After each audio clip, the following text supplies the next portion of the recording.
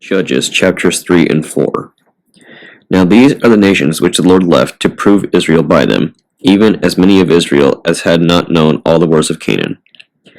Only that the generations of the children of Israel might know, to teach them more, at the least such as before knew nothing of. Namely, 5 lords of the Philistines, and all the Canaanites, and the Sidonians, and the Hivites to dwell in Mount Lebanon, from Mount Baal Hermon unto the entering of Hamath. And they were to prove Israel by them, to know whether they would hearken unto the commandments of the Lord, which he commanded their fathers by the hand of Moses. And the children of Israel dwelt among the Canaanites, Hittites, and Amorites, and Perizzites, and Hivites, and Jebusites. And they took their daughters to be their wives, and gave their daughters to their sons, and served their gods. And the children of Israel did evil in the sight of the Lord, and forgat the Lord their God, and served Baalim and their groves. Therefore the anger of the Lord was hot against Israel, and he sold them into the hand of Cushan-Rishathaim, king of Mesopotamia. And the children of Israel served Cushan-Rishathaim 8 years. And when the children of Israel cried unto the Lord raised up a deliverer to the children of Israel, who delivered them, even Othniel, the son of Kenaz, Caleb's younger brother. The Spirit of the Lord came upon him, and he judged Israel, and went out to war. And the Lord delivered Cushan-Rishathaim, king of Mesopotamia, into his hand. And his hand prevailed against Cushan-Rishathaim. And the land had rest 40 years. And Othniel, the son of Kenaz, died. And the children of Israel did evil again in the sight of the Lord, and the Lord strengthened Eglon, king of Moab, against Israel, because they had done evil in the sight of the Lord. He gathered unto him the children of Ammon and Amalek, and went and smote Israel, and possessed the city of palm trees. So the children of Israel served Eglon, the king of Moab, 18 years. When the children of Israel cried unto the Lord raised them up a deliverer, Ehud, the son of Gera, a Benjamite, a man left-handed, and by him the children of Israel sent a present unto Eglon, the king of Moab. But Ehud made him a dagger which had 2 edges, of a cubit length, and he did gird it under his raiment upon his right thigh. And he brought the present unto Eglon, king of Moab, and Eglon was a very fat man. And when he had made an end to offer the present, he sent away the people that bare the present. But he himself turned again from the quarries that were by Gilgal, and said, I have a secret errand unto thee, O king. Who said, Keep silence. And all that stood by him went out from him. And Ehud came unto him, and he was sitting in a summer parlor, which he had for himself alone. And Ehud said, I have a message from God unto thee. And he arose out of his seat. And Ehud put forth his left hand, and took the dagger from his right thigh, and thrust it into his belly. And the haft also went in after the blade, and the fat closed in upon the blade, so that he could not draw the dagger out of his belly, and the dirt came out. Then Ehud went forth through the porch, and shut the doors of the parlor upon him, and locked them. When he was gone out, his servants came, and when they saw that, behold, the doors of the parlor were locked, they said, Surely he covereth his feet in his summer chamber. And they tarried till they were ashamed. And behold, he opened not the doors of the parlor. Therefore they took a key, and opened them. And behold, their lord was fallen down and dead on the earth. And Ehud escaped while they tarried, and passed beyond the quarries, and escaped unto Seireth. And it came to pass, when he was come, that he blew a trumpet in the mountain of Ephraim, and the children of Israel went down with him from the mount, and before them.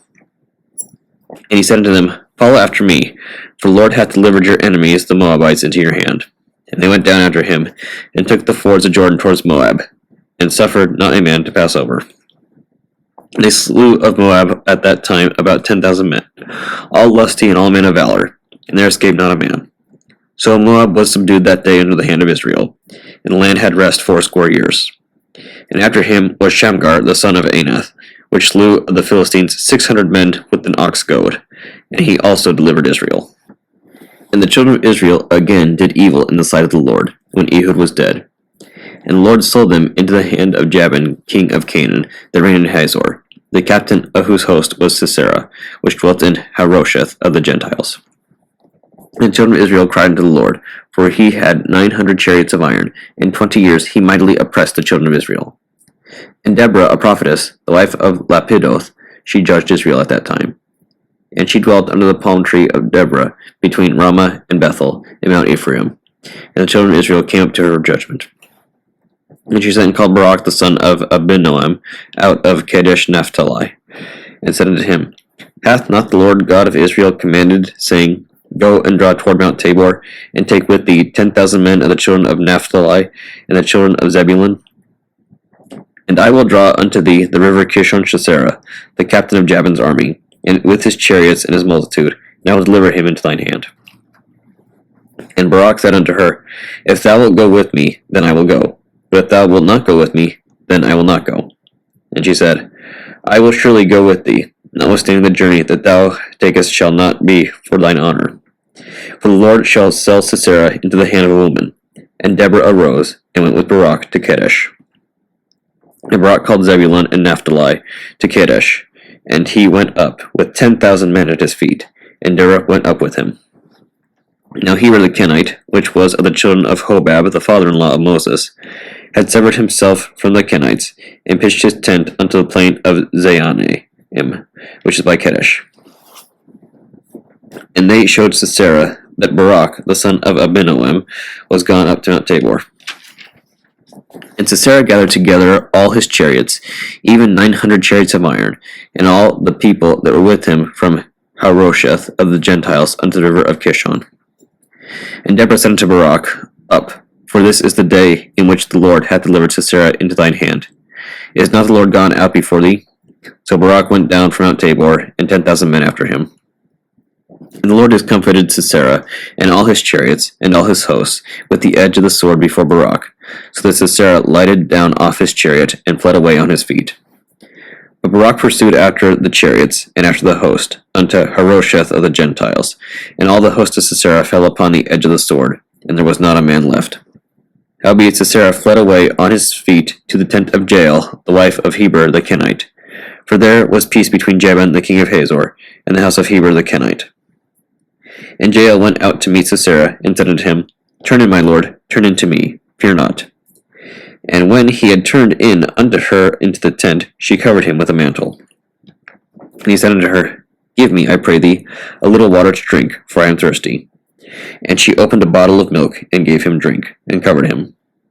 Again he said unto her, Stand in the door of the tent, and it shall be, when any man doth come and inquire of thee, and say, Is there any man here? That thou shalt say, No. Then Jael, Heber's wife, took a nail of the tent, and took a hammer in her hand, and went softly unto him, and smote the nail into his temples, and fastened it into the ground, for he was fast asleep and weary. So he died. And behold, as Barak pursued Sisera, Jael came out to meet him, and said unto him, Come, and I will show thee the man whom thou seekest.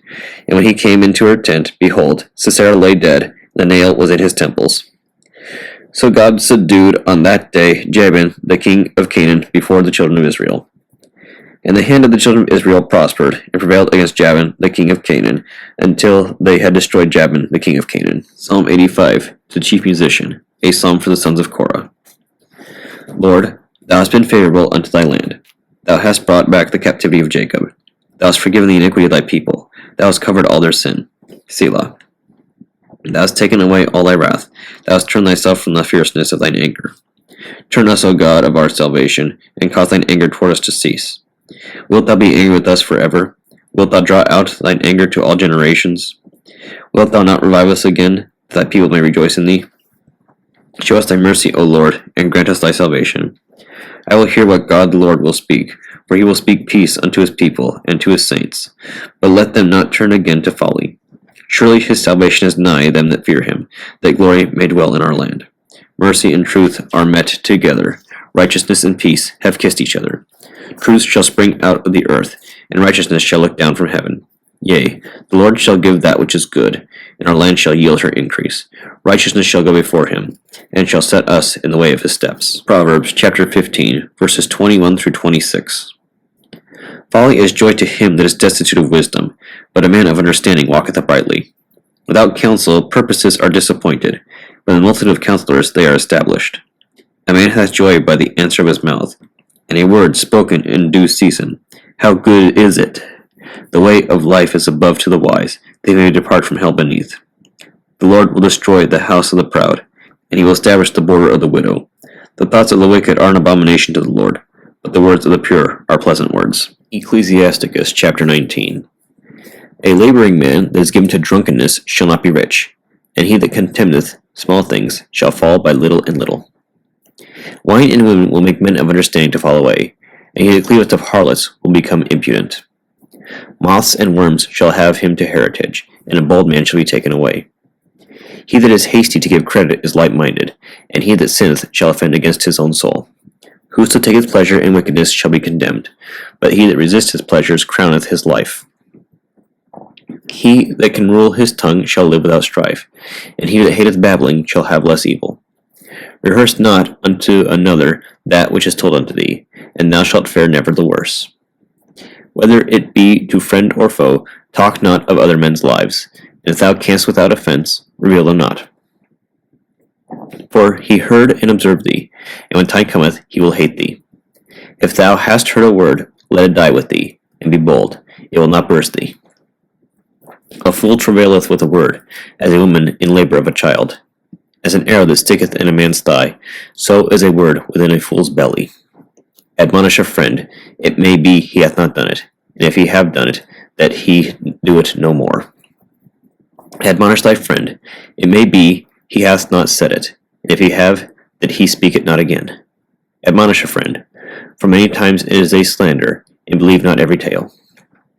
There is one that slippeth in his speech, but not from his heart, and who is he that hath not offended with his tongue? Admonish thy neighbor before thou threaten him, and not being angry, give place to the law of the Most High. The fear of the Lord is the first step to be accepted of him, and wisdom obtaineth his love. The knowledge of the commandments of the Lord is the doctrine of life, and they that do things that please him shall receive the fruit of the tree of immortality. The fear of the Lord is all wisdom, and in all wisdom is the performance of the law, and knowledge of his omnipotency. If a servant say to his master, I will not do as it pleaseth thee, though afterward he do it, he angereth him that nourisheth him. The knowledge of wickedness is not wisdom, neither at any time the counsel of sinners prudence. There is a wickedness, and the same an abomination, and there is a fool wanting in wisdom. He that hath small understanding, and feareth God, is better than one that hath much wisdom, and transgresseth the law of the Most High. There is an exquisite subtlety, and the same is unjust. And there is one that turneth aside to make judgment appear, and there is a wise man that justifieth in judgment. There is a wicked man that hangeth down his head sadly, but inwardly he is full of deceit. Casting down his countenance, and making as if he heard not, where he is not known, he will do thee a mischief before thou be aware. And if for want of power he be hindered from sinning, yet when he findeth opportunity, he will do evil. A man may be known by his look, and one that hath understanding by his countenance, when thou meetest him. A man's attire, and excessive laughter, and gait, show what he is.